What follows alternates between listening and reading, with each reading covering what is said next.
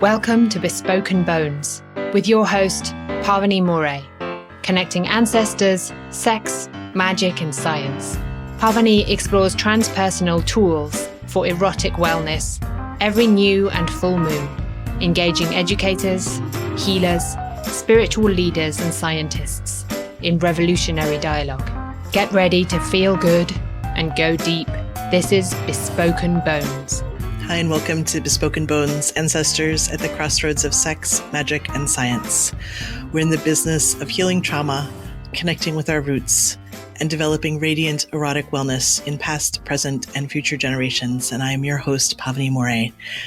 And the Bespoken Bones Patreon was launched last week, and I just want to give a shout out of appreciation and support to Alex, Ari, Christian, Daniel, Eleanor, Janice, Kai, Maria, Rima, Seda, Susanna, Whisper, Laura, Prince. Thank you so much for all of the love and keep it coming. And just really want to encourage folks to support the podcast. And you can go to patreon.com/bespokenbones and do that there. And there's some cool glitter and things there for you. So today it's super sweet to introduce you to Roger Kuhn. Roger is an enrolled member of the Poarch Band of Creek Indians, and for the past 3 years, Roger has served as the chair of the Bay Area American Indian TwoSpirit, BAITS. And for the past 7 years, Roger has served on the BAITS board and on the committee of the Bates Powwow. In addition to his work with BAITS, Roger is also a graduate-level psychology professor, private practice, somacultural sex therapist, and is completing a PhD in human sexuality at the California Institute of Integral Studies. His current research focuses on the concepts of sexual sovereignty and erotic survivance in TwoSpirit people and communities. And he's recently featured in the published collection Diverse Bodies, Diverse Practices. And you can learn more about Roger and his work at rogerjkuhn.com. I'll spell it for you. It's ROGERJKUHN.com. And the Bates website is www.baits.org. It's BAAITS.org. And the annual TwoSpirit Powwow is coming up February 2nd in San Francisco. So we're going to be talking about that today, as well as some other cool stuff that Roger has coming on. And so, hi, Roger. Welcome. Hi. Thank you. Thank you for having me. Yeah. And I just would love if there are any ancestors or transcestors or any of those who you would like to invite to be present for this call. Yes, I'd love to invite my grandmother, Dorothy. I'd like to welcome my aunties that have passed, and I'd like to welcome my uncles that have transitioned as well. Welcome to your beautiful people. And I just want to dive right in with you by having you read a little bit from the piece that was recently published in this book, Diverse Bodies, Diverse Practices. Sure. Would you be willing to do that? Yeah, great. Yeah. This comes from the section called Homecoming. Those first few hours of the morning, as the crepuscular light rises above the horizon, have always been inspiring to me. I am reminded of a time in my childhood at 7 years old when I first visited my tribal nation's reservation in southern Alabama. There was a field on the reservation that I felt called to explore, enraptured by this land that I had heard my mother speak about so many times before. I vividly recall the morning light seeping through the trees as the wind carried the songs of the morning birds. I remember taking off my shoes, my feet connecting to the bare soil, my toes mingling with the earth. I am aware of a new sensations coursing through my body, and I began to stomp my feet. I stomped my feet and moved my bodies in ways I had never moved before. The dancer within me was suddenly born. I connected not only with the earth, but also with the wind through the trees and the cacophony of bird songs in the air. This next part feels dreamy, like I am lifted on a cloud and glide through a landscape of my ancestors who walked this land before me. I see horses running and 5 people watching me. They resemble my maternal grandparents who are Native Americans. This vision does not last long. It was over shortly after it began, and it remains clear to this day. The vision that I had on the reservation was my first understanding of my somatic sense of self. Thank you. I got an opportunity to read the rest of the article that you sent me, and the field comes up multiple times. And it seems like Yeah. it's really been a metaphor for your work. And just wondering if there's anything you want to say there about like how is the field so important? Yeah, it's real interesting. I think a lot about naming things, and I was always brought up that when you can name something, it neutralizes it. And as I was writing this chapter, I kept thinking, "Gosh, what am I gonna call this? What's the name of this chapter going to be?" And I started writing, and the idea of these fields kept coming up, and I thought, well, in my academic work. Uh, there's some, when you're doing research for a dissertation, there's a bit of field work involved.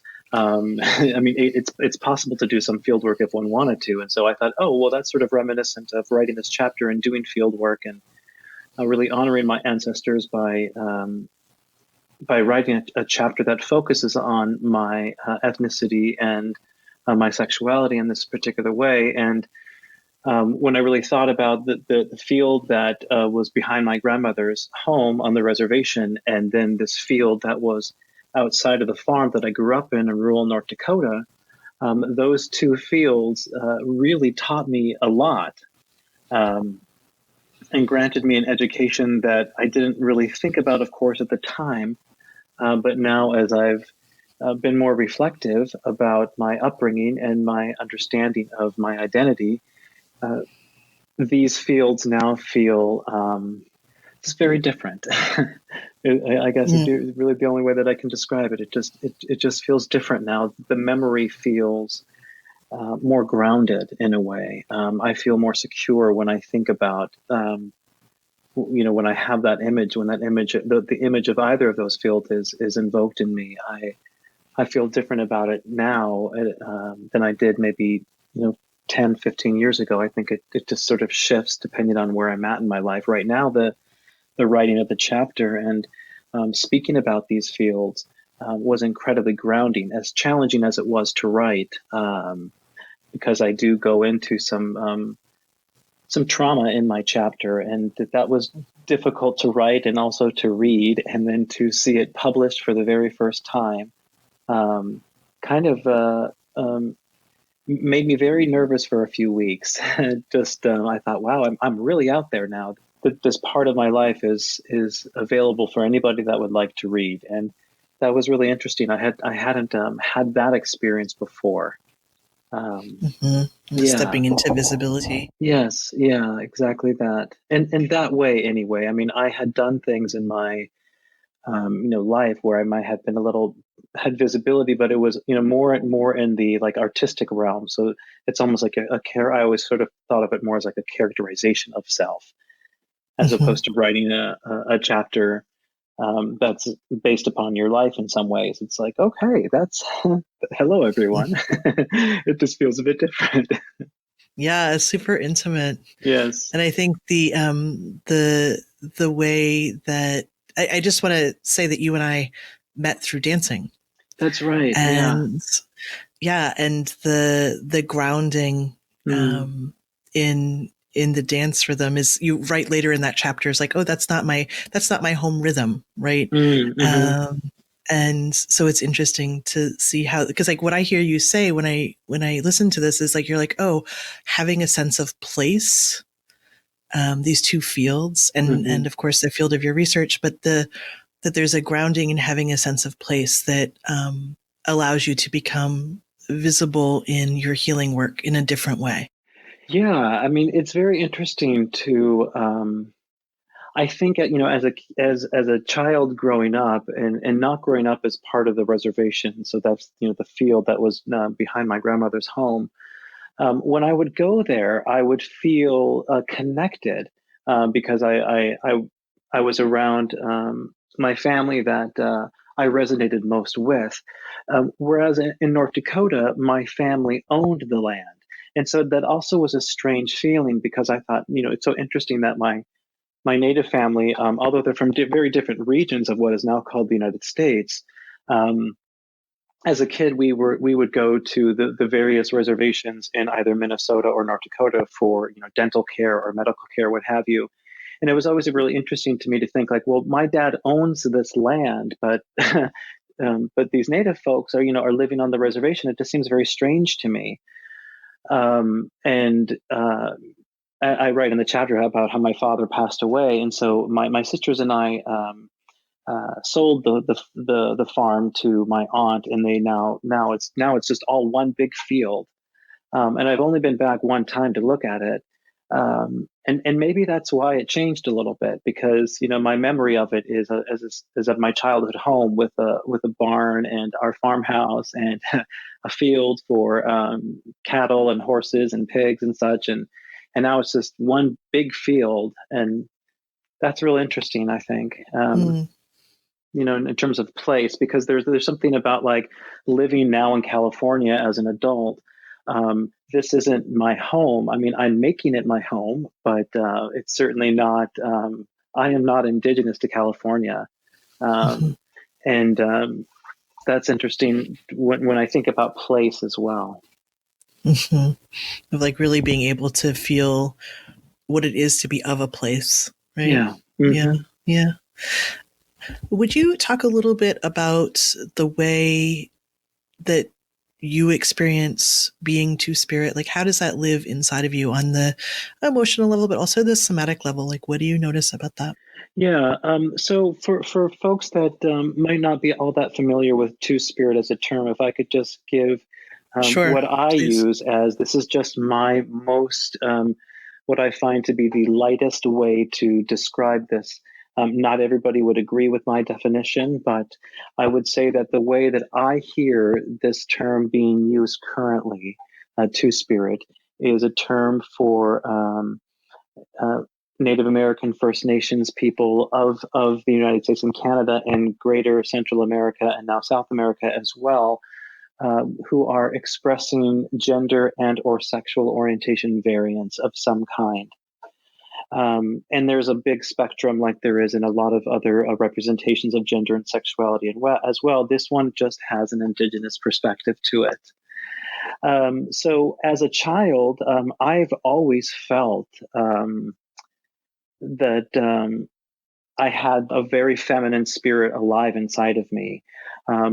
I've mostly resonated my life with people that maybe our society would define as feminine.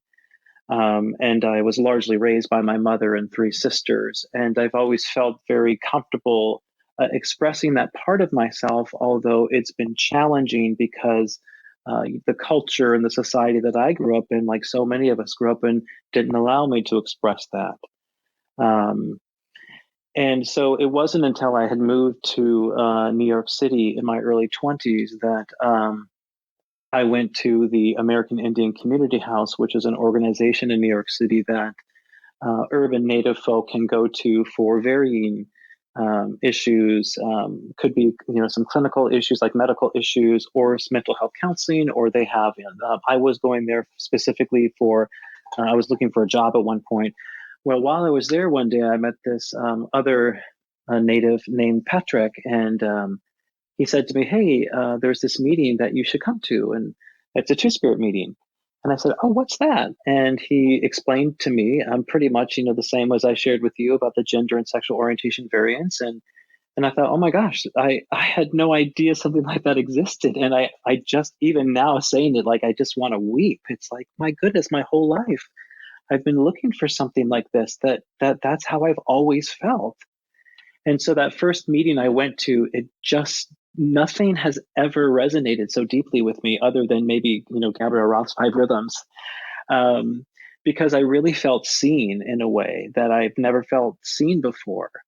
And it really shifted how, it shifted my life. I then sort of dedicated my academic work to studying Two-Spirit people and Two-Spirit culture, because I want to be able to give back to this community that has given me so much in such a beautiful way. And it's representational for me because I also like being a member of Bates and being on the board for the past 7 years. And I just transitioned out of being the chair, and I had been the chair for the past 3 years. And I find that, Two-Spirit people played significant roles within Indigenous communities, and I find that those of us that are that identify as Two-Spirit, as well, we give back to our community in whatever ways we possibly can. Some might use more traditional ways, and some Indigenous people who've been raised either maybe they were raised in an urban environment. There are lots of ways that we can give back, in lots of different ways that it means to sort of express a Two-Spirit identity. But for me, it's really reflective in the powwow, and just the work that I've been doing with that program of Bates. For this will be my 7th year. They've been doing it for 8 years, and the first year they did it, I wasn't able to attend. I wasn't living in San Francisco at the time. I'd moved just a couple months after, but I've been active in it ever since, and it's really continuing to teach me a lot as well about what it means to identify as Two-Spirit, or identify as an urban native, or identify as what's the difference. A lot of us wonder, like, about the expression of an LGBT spectrum versus a Two-Spirit identity, and there's a plethora of debates that you can find, listen to or read critical analysis around.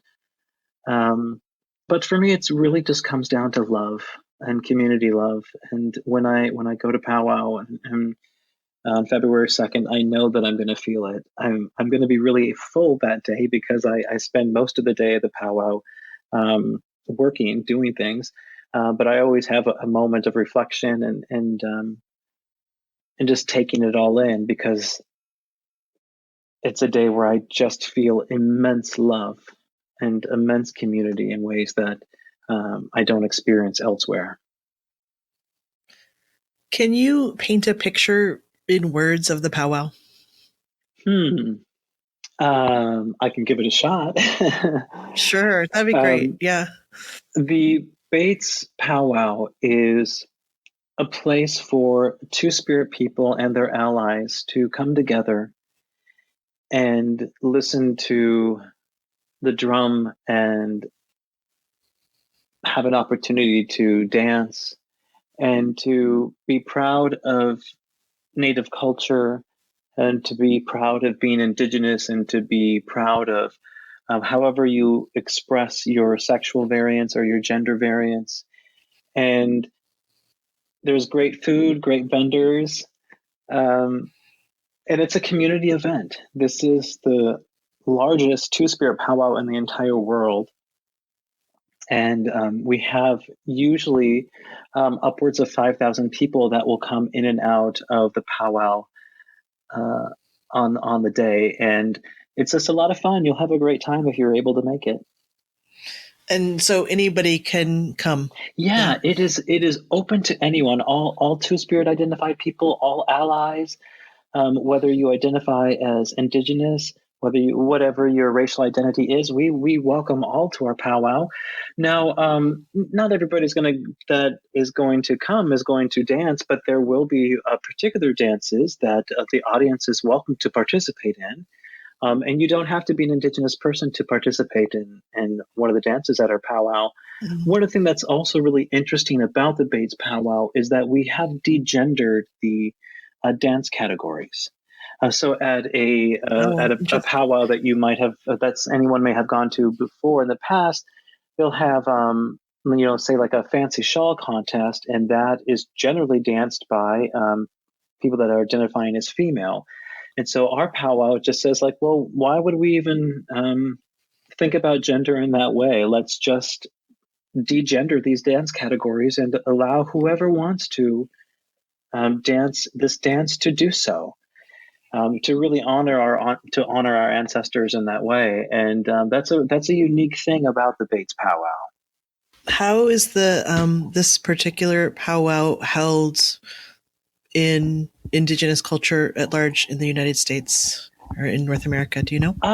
Is it? Well, I hope. Well, I don't know all that much. I mean, I do know that we are known throughout at least, throughout the US, I think that's largely thankful, and thanks to social media. You can reach so many people.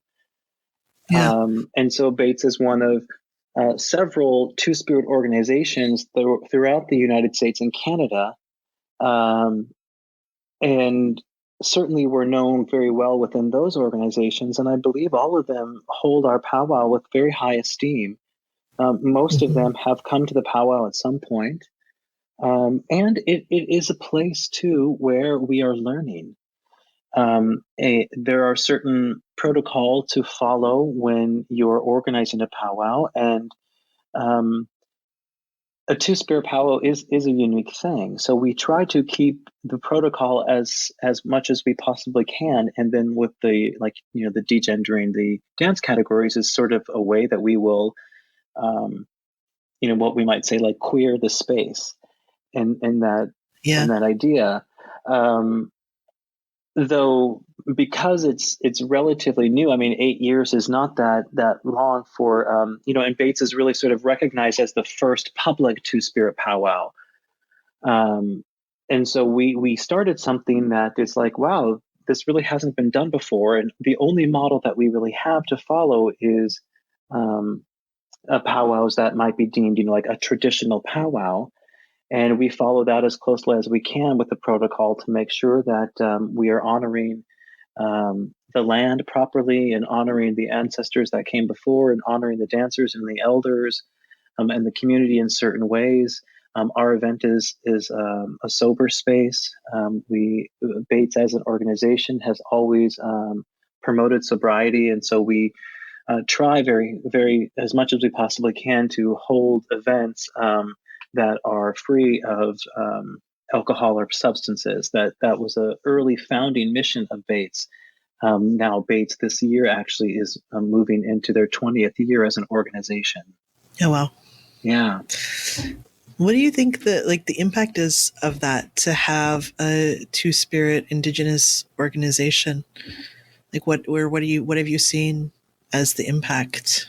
Well, I can tell you what happened at the powwow. This powwow would not be. I can't imagine the powwow being able to function if Bates as an organization weren't already established. The powwow is based on the foundation of Bates as an organization. So it starts there. And so generally at the powwow, largely, I like to work the what we call the information booth, or like the t-shirt sale booth with the powwow t-shirts.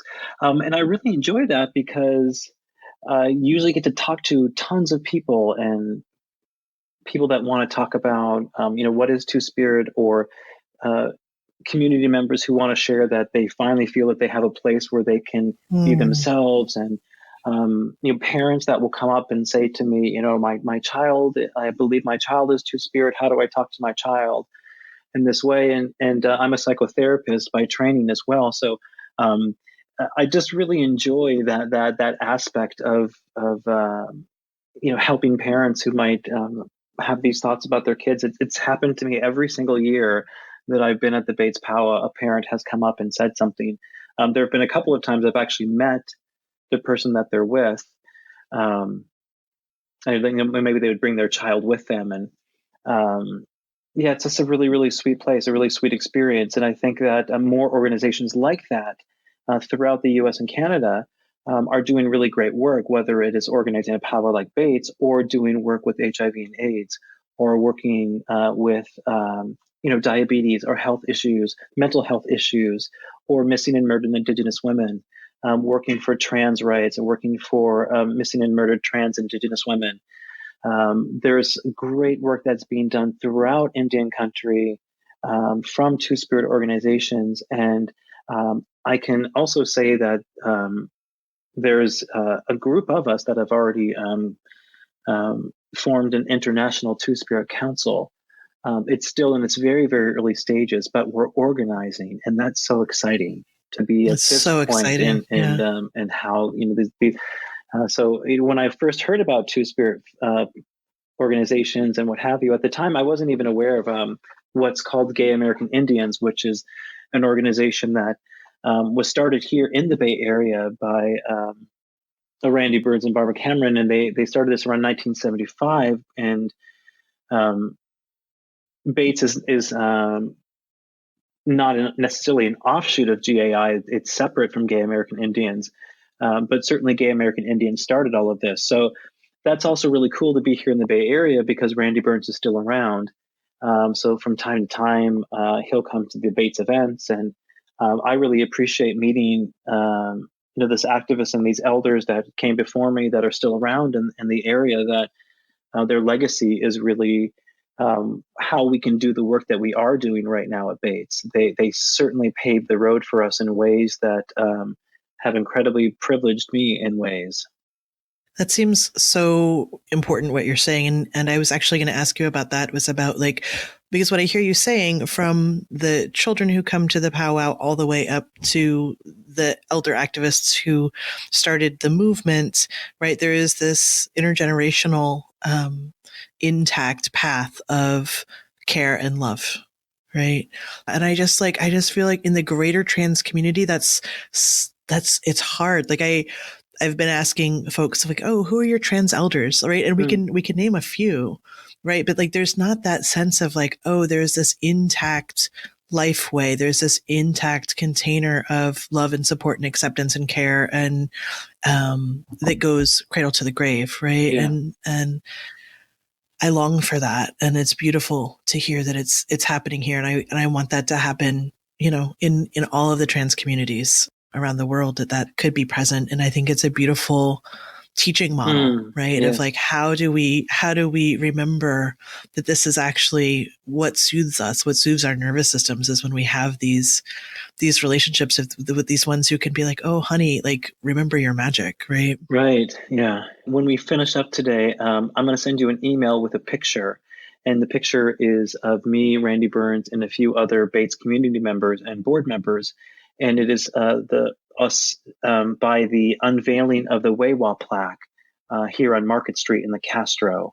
And Weiwa is one of our TwoSpirit elder ancestors, and is the subject of a book called The Zuni Man Woman, written by Will Roscoe.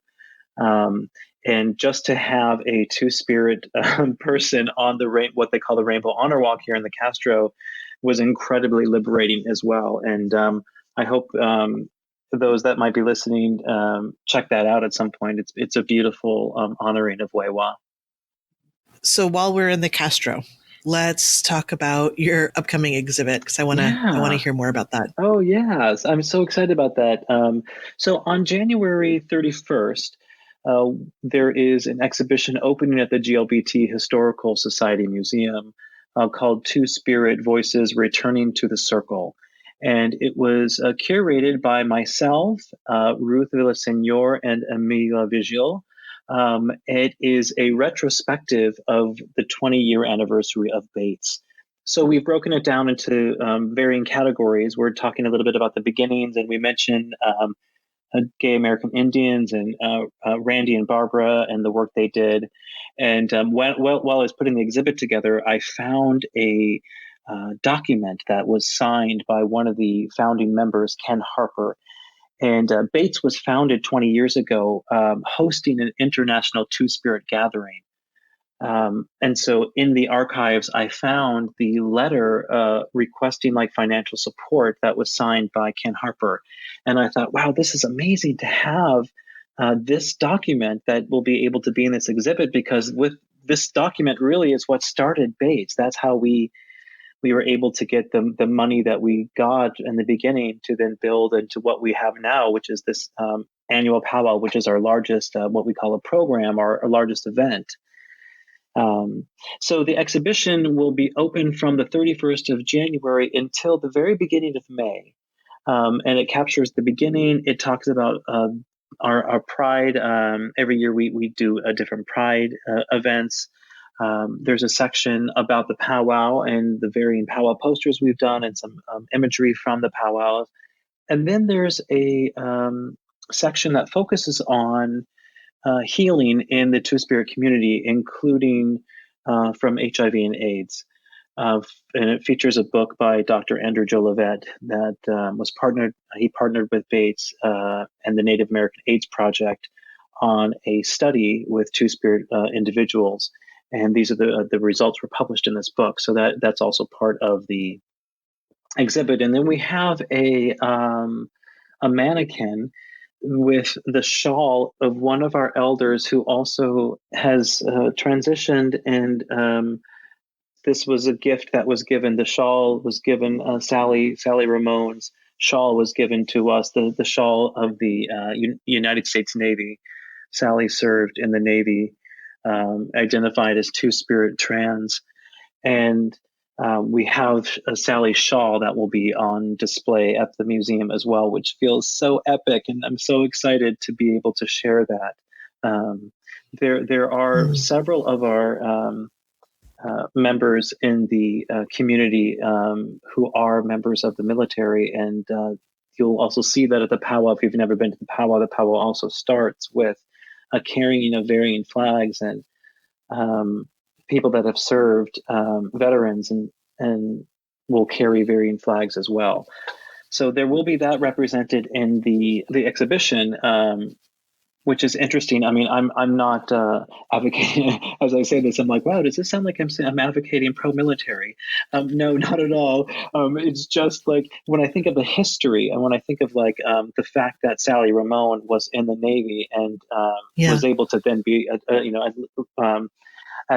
Sally had already passed before I had come to Bates.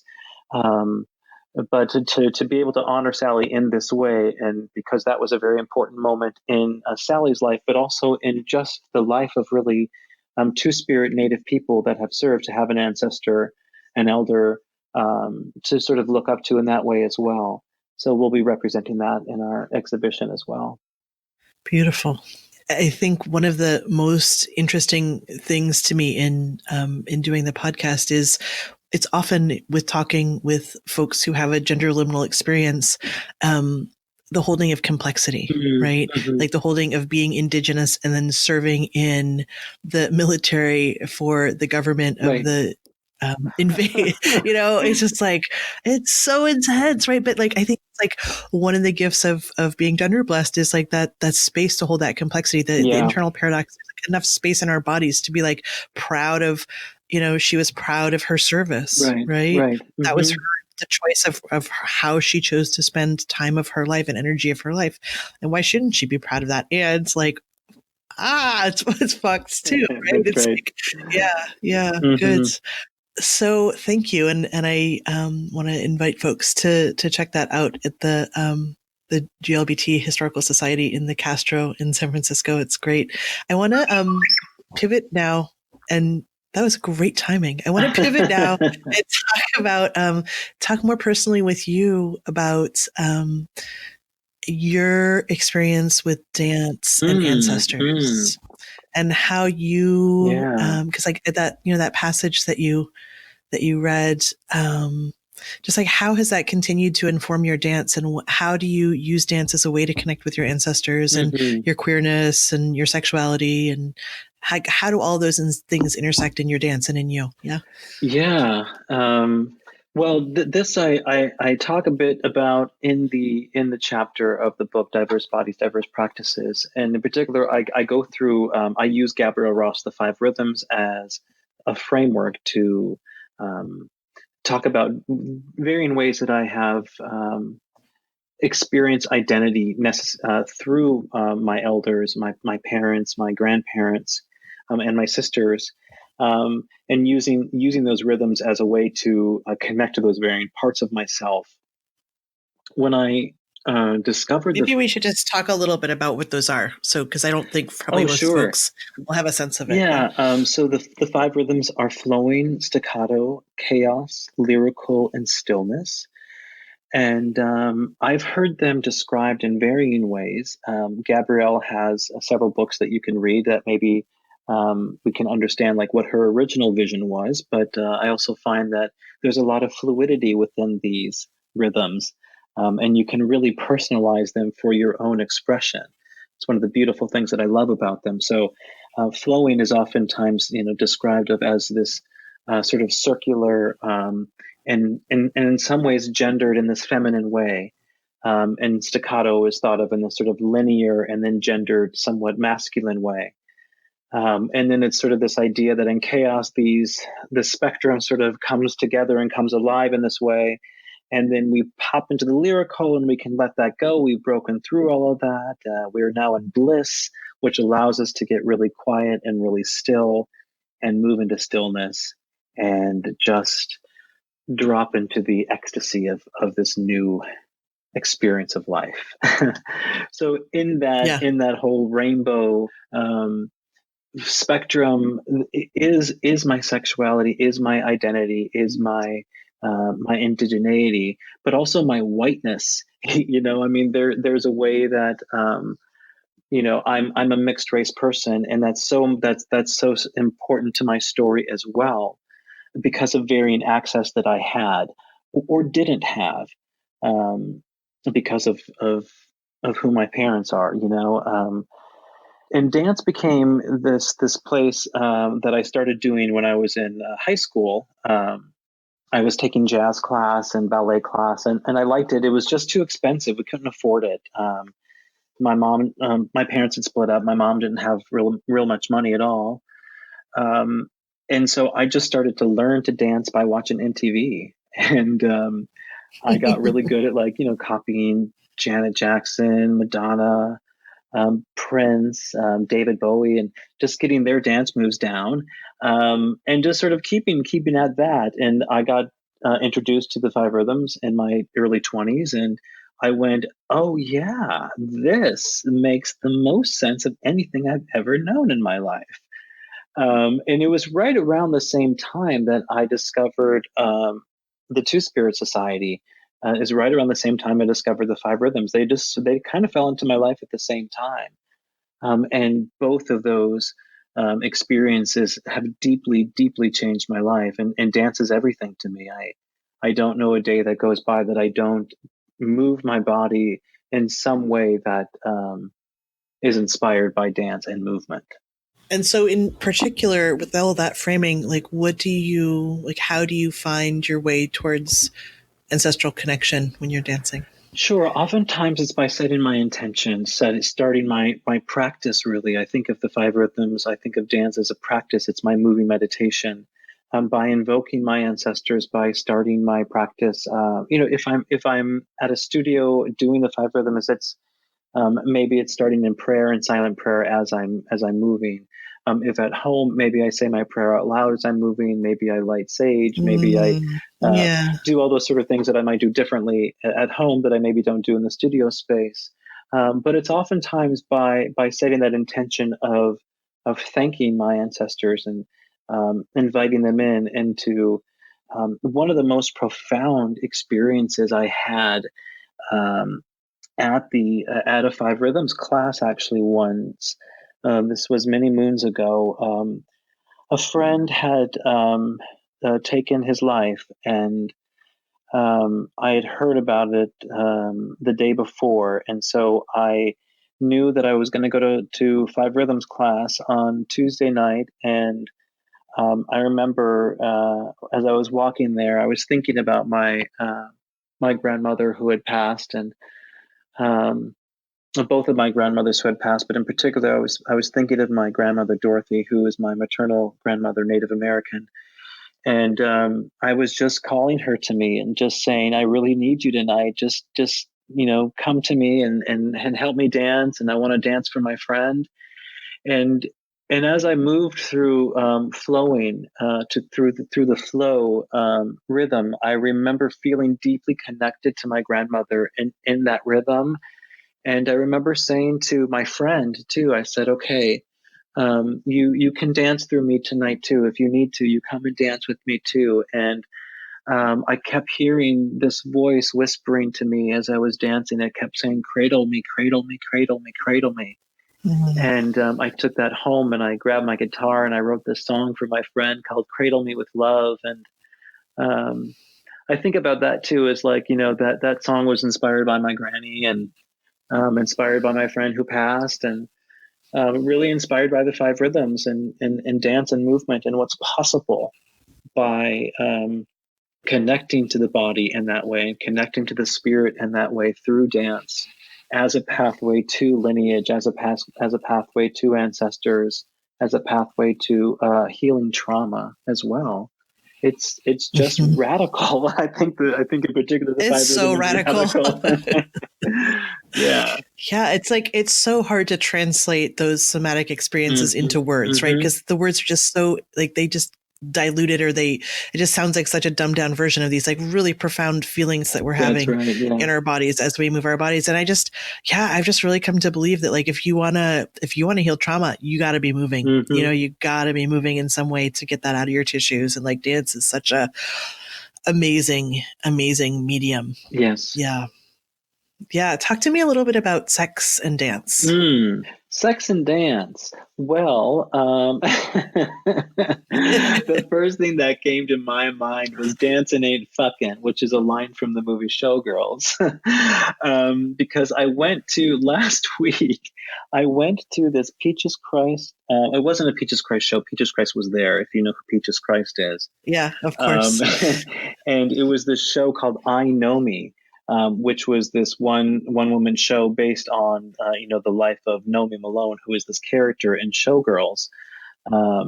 When I was a kid growing up in North Dakota, I loved that show Saved by the Bell, and Elizabeth Berkley would go on. She was in Saved by the Bell and would go on to be in this movie Showgirls. And so when she was casting and when that movie was coming out, I was like, oh my gosh, that seems so controversial and wow, and I can't believe she's doing that. And, I kind of was buying the hype of my 17-year-old self was really into the hype of that movie at the time. And then growing up in North Dakota, I lived in West Fargo, Moorhead area, and the movie was banned at the theaters in the area. Whoa. Yeah. And so it became this thing of oh my gosh, I got to go see that movie. And so I remember the time driving up to another town in North Dakota about an hour and a half away, to see Showgirls. I did it twice actually. And so then shortly after that, I moved to New York, and I I can't say that I'm I moved to New York because of the film Showgirls. That sounds really funny. But I was certainly it was certainly in the back of my mind, because what I loved about that film is really not the narrative, but the character herself used dance to express her sexuality in a way that I identified with, and as a two-spirit person, as an indigenous person, as a person in a same gender relationship, I sort of got from that film that I can use my dance and express myself, express my sexuality explicitly in a way that is mine, and I can control it, and I can be sexual. And I can be sexy, and it can be about sexuality, which are all very different things. That's what that film sort of inspired in me. And so I've taken that into my life. You'll see it if you ever see me dance. I think that I express my sexuality while I'm dancing. I love it. It's sort of why wouldn't I want to move my body in a way that feels really good and feels maybe very natural to me? And sexuality is for me an incredibly natural thing. And it's one of the reasons why I love studying it so much, is because it helps me understand myself even more, which is exactly for me what dance does. It helps me understand myself more. And if I can do both at the same time, hey. I'm just really appreciating right now the way you embody all of these threads that you're weaving in this life. Thanks. Right? I'm really tracking sex, ancestors, two-spirit, indigenous, complexity, all of it, right? Healing, trauma, you're also, I feel akin. Yeah. Thanks. Yeah. And is it okay to share a little bit about watching you dance? Oh, of course. Yeah. Yeah. So I mentioned that Roger and I met dancing, and then I reached out to Bates, met someone from Bates, reached out and wanted to talk about the powwow, and the person put me in contact with Roger, who had we hadn't been in contact for a little while, and so it was kind of an amazing, beautiful, magical coincidence that Roger's the person who I'm interviewing for this interview, and also very right. And so anyway, you and I were in a dance workshop together, yes. a Five Rhythms dance workshop. That's and right. we were partnered, and the exercise was to dance without music for each other, one at a time. So one person witnesses and then the other person dances. And it felt like a long time, like 15 or 20 minutes. I don't know how long it actually was. I don't remember. Felt like hours. Right. But so you're just you're just watching this person dance, and I didn't know you at the time. And it was this incredible, I don't know that unless we're performing, we have permission to watch someone so intimately. Yeah. And then we gave each other feedback about our dances, right? Right. Like what we noticed. And, it was an amazing experience to watch you, because the thing that I noticed, and then you write about this in the rest of the article that you shared with me, so Roger's we're in this big space, and Roger's an amazing dancer. And I do not say that lightly, Thank you. Super twirly and spinny and like lifting up, floating, floating, what's that? Yeah. I'm thinking of that famous boxer. What was his name? You know what I'm talking about. Float like a butterfly, sing like a bee. Yeah, exactly. Yeah. And Roger's just zipping all over the place. And I'm like, well, I'm tasked to witness this person, so I have to follow, right? And it's crowded, and there's tons of people dancing, and Roger has this magical. You have this magical ability to use squeeze, it's you become like a shadow. You squeeze through these tiny, tiny spaces. I'm like, how did he get his body through that space? It doesn't look possible, right? And I'm awkwardly trying to follow you along. And then at the end, and I tell you that, and you tell me the thing that then you also wrote about, and maybe you want to share how you actually do that, because I think it's better coming from you. Yeah, I mean, that really comes directly from Gabrielle Roth. I over the course of my dancing the five rhythms, I've had the great pleasure of meeting her several times, taking workshops with her, and I've taken lots of workshops with her son as well. And she is now an ancestor. She is now an ancestor, yes. A dancestor. Yeah, the dancestor. That's beautiful. Yes, and I don't remember if it was a workshop or if it was just at a regular class one time, but Gabrielle was there, and she was talking about Grand Central Station, and she was talking about that when we walk there, when we're in that space, oftentimes we get real nervous, we get real anxious because it's so crowded.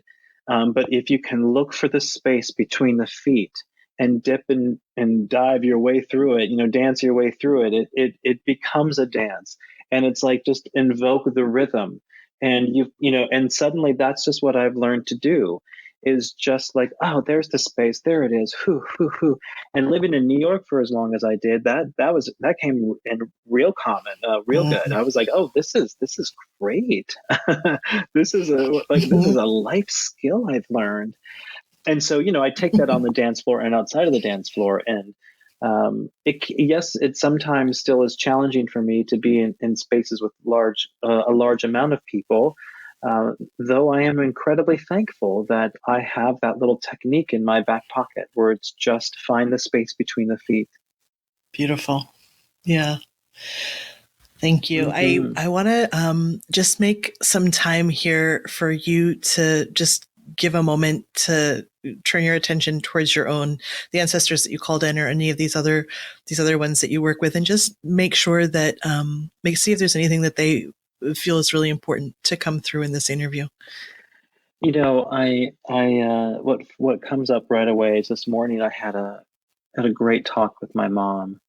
My mom lives on the reservation down at the Poarch Creek Reservation in Atmore, Alabama. And she was talking today about her birthday's coming up. She's got a 70th birthday coming up, and we're taking my mom to Aruba. And she was saying about how she wished that my grandmother could have lived to have seen the success of the tribe, because the tribe is able now to give benefits to their tribal members that weren't available when my grandmother was alive. And my mom finished, and she was feeling real sad about it. And I said, Mom, I almost have a PhD. And I said, I got that from Grandma. I mean, she's the reason why I'm doing this. At the time my grandparents were alive, the school system wouldn't come and pick up the kids on the reservation after 7th grade. So that's as far as my grandmother ever got to go.